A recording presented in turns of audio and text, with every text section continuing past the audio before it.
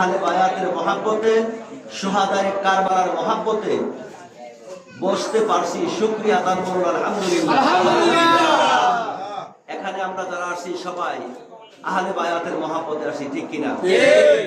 দুনিয়ার কোন স্বার্থে আসি নাই, শুধু আহলে বায়াতের মহাব্বতে, ইমাম হুসাইনের মহাব্বতে, ঠিক কিনা? এই কারবালার ময়দান, এই কারবালাকে দুইটা জিনিস প্রমাণ করে। কবি সম্রাট আল্লামা ইকবাল রহমাতুল্লাহ আলাইহি লিখতেছেন, কবি সম্রাট লেখেন, ইসলাম জিন্দা হোতা হ্যায় হার কারবালা কি বাত হ্যায়, চিল্লায় বলেন সুবহানাল্লাহ। ইসলাম পুনরায় জিন্দা হয়েছেন কারবালার মর্মান্তিক ঘটনার পথে। সুবহানাল্লাহ।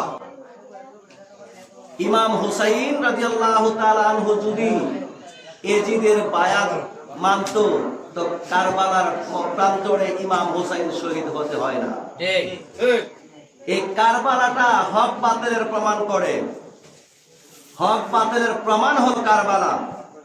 এই জন্য বর্তমানে আজকেও দেখলাম আহলে হাদিসের এক লোক আব্দুর রাজ্জাক বিন ইউসুফ, উনি বলতেছে এজিদ রাদিয়াল্লাহু তাআলা আনহু, চিৎকার করে নাউজুবিল্লাহ।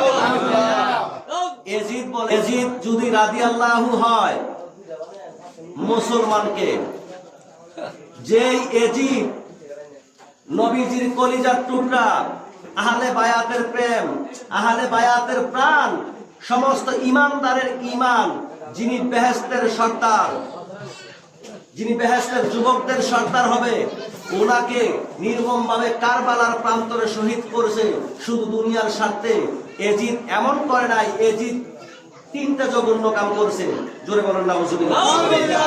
এক নাম্বার, কাবার প্রান্তরে আক্রমণ করে খানায় কাবার গিলাফের মধ্যে আগুন ধরে দিয়েছে, খানায় কাবার গিলাফ আগুনে পুরা ছারখার হয়েছে, জোরে বলেন নাউজুবিল্লাহ।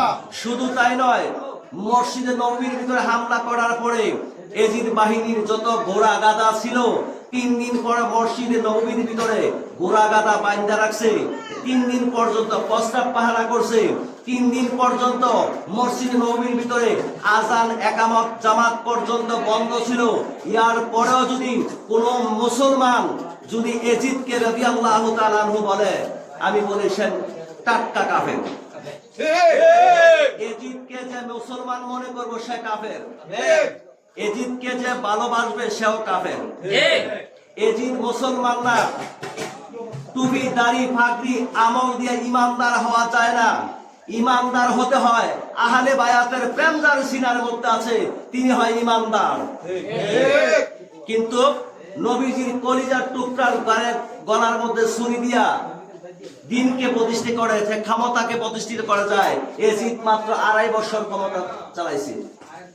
এই 2.5 বছরের ভিতরে যে অপকর্মগুলি করছে, জঘন্য অপকর্ম হলো, নবীজির যুগ থেকে আজও পর্যন্ত মসজিদে নববীর ভিতরে এক ওয়াক্ত নামাজ কায়দা যায় নাই। কিন্তু এজিদ যখন ক্ষমতায় যায়, 3 দিন পর্যন্ত আজান একামত জামাত বন্ধ ছিল, মসজিদে নববীর ভিতরে তার ঘোড়া গাদা বাঁধা রাখছে।